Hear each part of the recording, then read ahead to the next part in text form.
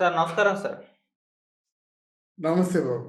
Sir మన బాలకృష్ణ గారు అన్‌స్టాపబుల్‌గా కనిపిస్తున్నారు సార్. మనం తెలిసిందే ఆయన వరుసగా విజయాలు సొంతం చేసుకుంటూ వస్తున్నారు. 5 విజయాలు వరుసగా హిట్స్ సాధించడం అనేది మామూలు విషయం కాదు. అప్పుడు 'అఖండ'తో మొదలుపెట్టారు. ఆ తర్వాత 'భగవంత్ కేసరి' గావచ్చు, 'వీరసింహారెడ్డి' గావచ్చు, 'డాకు మహారాజ్' గావచ్చు, ఇలా వరుసగా హిట్స్ సాధించుకుంటూ వచ్చి ఇప్పుడు 'అఖండ 2'తో ఐదో విజయం అయితే ఆయన సొంతం చేసుకున్నారు. మరి ఏంటి బాలకృష్ణ గారి వరుస సక్సెస్‌లకి గల కారణం ఏంటి? ఏం జెప్తారు సార్ ఈ అన్‌స్టాపబుల్ బాలకృష్ణ గారి గురించి? అంటే ఇక్కడ మనం వాస్తవం చెప్పుకోవాలంటే, బాలయ్య గారి మనసు మంచిదండి. అంటే 'ఎన్టీ రామారావు' గారి లాంటి మనస్తత్వమే. 'ఎన్టీ రామారావు' గారి మనస్తత్వం ఎలాంటిది? చిన్న పిల్లాడి మనస్తత్వం మాట. దగ్గర ఉన్న వాళ్ళకి తెలుస్తుంది. ఆయన మాటలు గాని, ఆయన చేతలు గాని అన్నీ చిన్న పిల్లాడి చేష్టలే చేస్తారు. అంటే అంత ఆహ్, పవిత్రంగా ఉంటాయి. అంత స్వచ్ఛంగా ఉంటాయి. నవ్వొస్తే నవ్వేస్తారు పెద్దగా. అలాగే కోపం వచ్చినా భగభగా మండిపోతారన్నమాట. ఈ ఆలోచనలన్నీ ఉన్నవాళ్ళేంటంటే, వాళ్ళు అనుకున్నది సాధిస్తారు. ఏదైనా ఓ పట్టుదల పట్టినట్టయితే, ఆ కోరిక నెరవేరేంత వరకు నిద్రపోరు.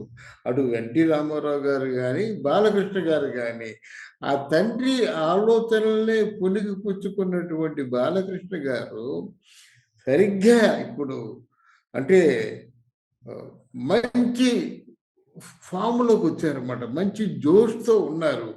ఎప్పట్లో గతంలో 'ఎన్టీ రామారావు' గారు చేసినటువంటి 'కొండవీటి సింహం', 'జస్టిస్ చౌదరి' ఇటువంటి కథా వస్తువులు ఇటువంటి మళ్ళీ అవే అని కాదు.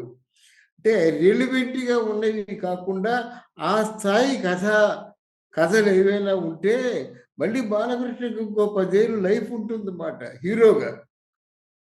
దానికి he is suitable for that. మిగతా వాళ్ళెవరు 'ఎన్టీ రామారావు' టచ్ చేసిన క్యారెక్టర్‌లు టచ్ చేయలేరు గానీ, టచ్ చేద్దాం అనుకున్నా చతికిల పడతారు గానీ, ఈయన అలా కాదు. అని చెప్పా కదా మీకు 'అఖండ 2లో' ఆయన బాలకృష్ణ వస్తున్నట్టయితే, ఆ 'ఎన్టీ రామారావు' గారు గెటప్ వేసుకొని వస్తున్నారా, 'ఎన్టీ రామారావు' గారిని తలపింప చేశారు. ఆయనలో అది ఉంది. గనక ఈ సక్సెస్‌లన్నీ మీరు చెప్పిన సినిమాలు అన్నిట్లో కూడా కొంచెం 'డాకు మహారాజు' ఏదో కొంచెం తక్కువగా ఆడినట్టుంది గానీ, మిగతావన్నీ కూడా సినిమాలు విజయవంతమైన చిత్రాలే. సూపర్ హిట్ చిత్రాలే వచ్చాయన్నమాట. ఈవెన్ 'అఖండ 2' కూడా మీరు సూపర్ హిట్ చిత్రంగానే భావించొచ్చు. No doubt at all. మరి భారతదేశం అంతా ఇంకా మాట్లాడితే ప్రపంచం అంతా కూడా ఒక సంచలనం సృష్టించినటువంటి ఈ చిత్రం సూపర్ హిట్ చిత్రం కాకుండా ఎందుకుంటుంది? ఇంకా విదేశాల్లో ఈ సినిమా తాలూకు హవా ఎలా నడుస్తుందో, హిందీలో ఎలా నడుస్తుందో ఇవన్నీ చూద్దాం. చూసి మాట్లాడుకుందాం. ఏమీ లేకుండా ముందే మనం మాట్లాడుకుంటే అది పరిపూర్ణం కాదు. ఆయన సక్సెస్‌కి కారణం ఆయన పట్టుదల. ఆయన తాలూకు కృషి, ఆయన తాలూకు దీక్ష అంతే. తర్వాతేంటంటే మిగతా వాళ్ళలా ఏది కూడా బ్రెయిన్‌లో నిలుచుకోడు ఆయనంతే. అప్పటిదప్పుడే మర్చిపోతాడు. ఆ స్వచ్ఛతకు కారణం అది. అంటే బ్రెయిన్‌లో ఏమీ లేకుండా ఉండడం మాత్రం బాలకృష్ణ సాధించినటువంటి గొప్ప ఆహ్, వరం అది. ఎందుకంటే ఏది మనసులో పెట్టుకోడు. ఆ సినిమా ఆ డైరెక్టర్ ఏం చెప్తే అది చేస్తాడు. అంతే. సినిమా బాగా రావాలంతే. బాగా రావాలంటే తెల్లవార్లు ఉండాలంటే ఉంటాడు. ఈ డాన్స్ చేయాలంటే చేస్తాడు. మళ్ళీ చేయాలంటే చేస్తాడు. ఎన్ని టేకులైనా విసుగు, విరమం లేకుండా చేస్తాడు. ఇవన్నీ బాలకృష్ణలో ఉన్నటువంటి గొప్పతనాలు గదా! ఈ రోజుల్లో ఒకసారి చేసి రెండోసారి చేయమంటే వద్దండి ఆ టేక్ బాగుంది కదా!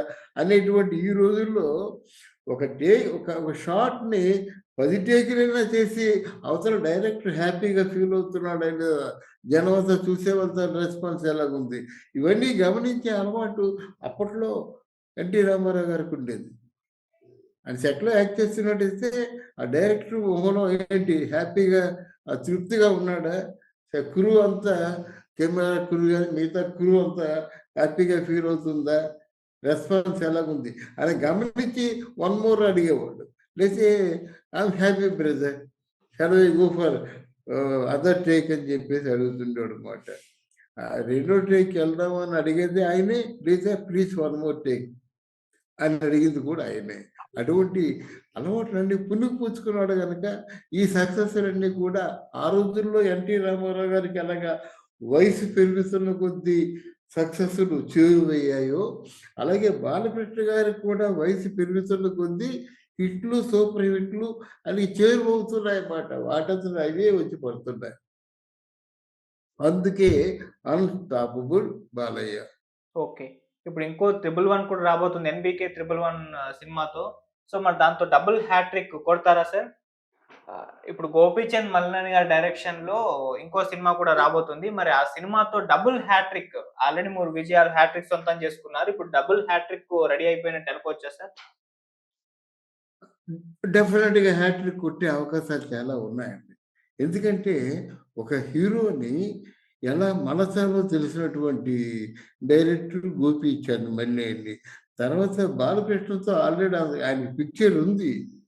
ఆయన హ్యాండిల్ చేస్తున్నాడా? ఇదే ఫస్ట్ పిక్చరా? ఆల్రెడీ హ్యాండిల్ చేస్తున్నాడు అనుకుంటున్నాను నేను.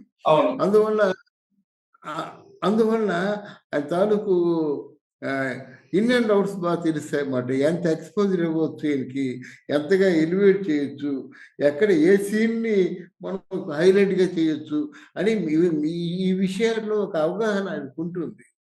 తర్వాత 'గోపీచంద్‌లో' ఉన్న గొప్పతనం ఏంటంటే డైరెక్షన్‌లోను డ్రామా ఎంత బాగా పండిస్తాడో యాక్షను. యాక్షన్ అంటే ఫైటింగ్ పార్ట్ గాని, యాక్షన్ పార్ట్ గాని, టెక్నికల్ విషయాల్లో గాని అంతే మంచి నాలెడ్జ్ ఉంది.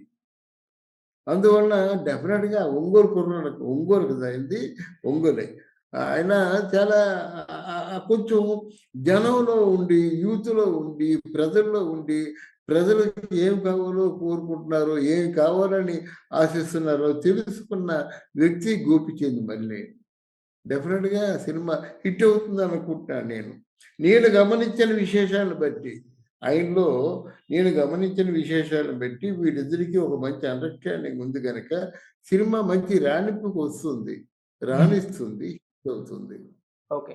సార్ ఇలా సినిమా పరంగా బాలయ్య గారైతే అన్‌స్టాపబుల్‌గా ఉన్నారు. మరి పాలిటిక్స్‌లో చూసుకుంటే కూడా అన్‌స్టాపబుల్‌గా ఉన్నారు. 3 సార్లు ఆయన ఎమ్మెల్యేగా హిందూపురం ఎమ్మెల్యేగా గెలుపొందడం చూసాం. అయితే ఆహ్, ఇంకా పొలిటికల్‌గా మంత్రి పదవి రావాలని చెప్పేసి ఆయన అభిమానులైతే ఎప్పటినుంచో కూడా ఆశిస్తున్నారు. ఆ మధ్య ర్యాలీకొచ్చినప్పుడు కూడా అరుపులు, కేకలు మనం చూసాం. సో, మరిప్పుడు అన్‌స్టాపబుల్ బాలకృష్ణ గారు అని చెప్పేసి మనం మాట్లాడుతున్న ఈ టాపిక్‌కి సంబంధించి సినిమాల పరంగా మాట్లాడేసాం. మరి పొలిటికల్‌గా చూసుకుంటూ వస్తే మంత్రి పదవి తొందరలో ఏమన్నా వచ్చే అవకాశాలేమన్నా కనిపిస్తున్నాయా సార్? అంటే చంద్రబాబు నాయుడు గారు ఇచ్చే ఛాన్స్ ఏమన్నా కనిపిస్తున్నాయా సార్? ఎందుకు బాబు సుఖానున్న ప్రాణాన్ని దుఃఖాన పెట్టుకోవడానికా? ఎందుకంటే మంత్రి పదవి వచ్చిన తర్వాత మరుసటి రోజు కాంచి ఆ సమస్యలన్నీ అలా పెండింగ్‌లో ఉండిపోయి, ఆ పని ఎప్పుడు చేస్తావు? ఈ పని ఎప్పుడు చేస్తావు? నువ్వు అసెంబ్లీలో మాట్లాడడం తప్ప, వేదికల మీద మాట్లాడడం తప్ప, ఏం ఒర్రబెట్టావు నువ్వు? ప్రజలకు ఏం చేశావు? అని విమర్శల పాలైపోతాడు కదా! ఎంతైనా ఒక ఆర్టిస్ట్ ప్రజా జీవితంలో రావాలంటే కష్టం అండి. మనం ఫ్యాక్ట్ మాట్లాడాలంటే ఆర్టిస్ట్ అంటే ఒక జస్ట్ ఒక గాజు బొమ్మలాగా సుకుమారంగా ఉంటారన్నమాట. మేకప్పు, వెళ్ళడం, ఆ ఫెసిలిటీసు, ఆ సేవలన్నీ ఉంటాయి. అసెంబ్లీకొస్తే ఓసారి వస్తారు. ఏదో మాట్లాడదలుచుకుంటే మాట్లాడతారు. అది ఈ ఈ ఇప్పుడు ఈ మధ్యలో ఆయన తెగించి మాట్లాడుతున్నాడు.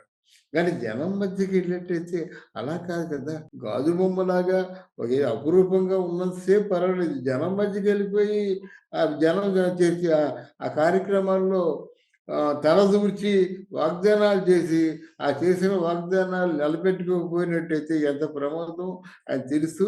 అలా జనం మధ్యకెళ్ళి ప్రజా జీవితంలో ప్రజలతో మమేకమైపోయి ఉండడం అది ఆయన ఆయనకి ఆయనకి సరిపడదేమో. మరి అలాంటప్పుడు ప్రజానాయకుడు ఎందుకయ్యాడని ప్రశ్న మీరేస్తారు. కానీ ప్రజానాయకుడయ్యాడంటే ప్రజానాయకుడిగా ఉంటూ తన నియోజకవర్గంలో ఉన్న సమస్యలకి ఓ పరిష్కారాన్ని ఇస్తున్నాడు. పనులు చేయించుకుంటున్నాడు. హిందూపూర్‌లో ఏం కావాలో అవన్నీ పనులు చేయించుకుంటున్నాడు. ఏదైనా ఉంటాయి కదా! ప్రజా జీవితంలోకెళ్ళి వాళ్ళ మమేకమైపోయి పెద్ద ఎలుగెత్తి వాడిని తిట్టి, వీడిని తిట్టి, వీడిని తిట్టించుకొని ఇవన్నీ చేసే బదులు ఆ నియోజకవర్గంలో ప్రజలు ఏం ఆశిస్తున్నారు? ఆ ప్రజలకు కావాల్సిందేమిటి? అది మనం చేయగలమా? చేయలేమా? చేసినంత వరకు చేశాడనమాట. అందువల్లే వరుసగా ఎప్పుడు బాలకృష్ణ గారు హిందూపూర్‌లో నిలబడ్డా సరే, కళ్ళు మూసుకొని గెలుస్తున్నాడంటే కారణం ఆ ప్రజల్లో ఆయన అంతగా మమైక్య అయిపోయాడు. దానికంటే మంత్రి పదవి నా దృష్టిలో గొప్పది కాదు. అందువల్లే మంత్రి పదవి కోరుకోవటం లేదు గానీ, మంత్రి పదవి నిజంగా బాలకృష్ణ గారే కోరుకుంటే, ఆయన డెఫినిట్‌గా నంబర్ 2 నంబర్ 3 పొజిషన్‌లో ఉండేవాడు కదా! అసలు ఎన్టీ రామారావు నా వారసుడు బాలకృష్ణ అని చెప్పాడు కదా! అది చాలా మందికి తెలీదు. ఎన్టీ రామారావు గారి వారసుడని చెప్పింది బాలకృష్ణనే నా వారసుడని చెప్పారన్నమాట. ఇటు నట జీవితంలో గాని, రాజకీయాల్లో గాని నా నా వారసుడు బాలకృష్ణ అని చెప్పాడు. ఆ వారసుడిగా ఉండేవాడు కదా! కానీ ఆ సామర్థ్యం ఉండాలి కదా! అందరిలో మాట్లాడే సామర్థ్యం ఉండాలి. అందరిని తన వైపు తిప్పుకునే సామర్థ్యం ఉండాలి. ప్రజలకు వాగ్దానాలు చేసి నిలబెట్టుకునే సామర్థ్యం ఉండాలి. ఉన్నాయి. ఆహ్, ఎన్నో అవాంతరాలొస్తాయి. వాటన్నింటిని కూడా తిప్పికొట్టే సామర్థ్యం ఉండాలి. ఇన్ని సామర్థ్యాలు ఉంటే గాని రాజకీయ నాయకుడిగా రాణించడం కష్టం. ఇప్పుడు మనం చూస్తున్నాం చాలామందిని.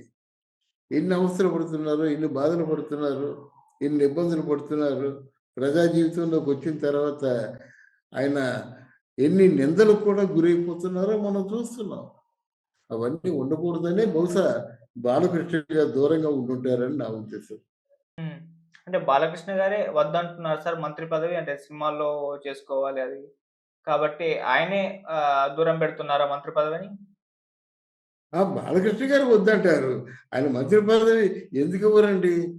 ఇప్పుడు చంద్రబాబు నాయుడు గారి అంటే నియోజకవర్గాల్లో ఎక్స్‌పీరియన్స్ ఉంది కదా! ఒకసారి, 2 సార్లు, 3 సార్లు గెలిచిన తర్వాత ఆయనకి అంత ఎక్స్‌పీరియన్స్ ఉన్న తర్వాత పోనీ మొదటిసారి ఇవ్వలేదంటే ఎక్స్‌పీరియన్స్ లేదనుకుంటాం. అసలు మొదటిసారి వచ్చిన వాళ్ళే మంత్రిగా ఆశిస్తారు. మంత్రిగా ప్రతిపాదనలు పంపిస్తుంటారు. వాళ్ళు ఇవ్వడం ఇవ్వకపోవడం అనేది ఆ ముఖ్యమంత్రి గారు ఆ కమిటీ ఉంటుంది కదా! ఆ స్టాండింగ్ కమిటీ వాళ్ళు నిర్ణయించుకుంటారు. ఇది అలా కాదు కదా! ఇన్ని సార్లు నియోజకవర్గంలో ఒక హ్యాట్రిక్ కొట్టినటువంటి ఒక రాజకీయ నాయకుడికి మంత్రి పదవి వాళ్ళు డెఫినిట్‌గా ఆఫర్ చేస్తారు. ఈయనే వద్దంటాడు. హ్మ్. అది. ఒక అంటే కనీసం ఒక సినిమాటోగ్రఫీ మంచి ఇట్లాంటివి ఏదైనా చేస్తే బాగుండేదన్నమాట. ఆ విధంగా సినిమా వాళ్ళతో మమైక్యమై చేసే పనులు చేస్తే బాగుండేది. దాన్ని కేటాయించినా బాగుండేదన్నమాట. ఎందుకంటే సినిమా గురించి అన్నీ తెలుసు. ఇన్ అండ్ ఔట్స్ తెలుసు. ఎంతవరకు సినిమా గురించి ఎంత దూరం ఆలోచించాలో అంత దూరం ఆలోచించగలడు. ప్రొడ్యూసర్ తాలూకు సాధక బాధకాలు తెలుసు. డిస్ట్రిబ్యూటర్ సాధక బాధకాలు తెలుసు. అన్నీ తెలిసిన తర్వాత ఫిల్మ్ ఇండస్ట్రీ డెవలప్‌మెంట్ కోసం తన వంతు కృషి చేయగలడుమాట. అటువంటి ఇస్తే బాగుంటుంది ఇట్లాంటి వారికి. నాగబాబుకి గాని, బాలకృష్ణకి గాని ఎక్స్‌పీరియన్స్ ఉన్న వారికేమో ఆ విధంగా ఆ మినిస్ట్రీ ఇచ్చి ప్రోత్సహిస్తే అటు ఇండస్ట్రీ బాగుపడుతుంది. ఈయన ఉత్సాహంగా పనిచేయగలుగుతాడు.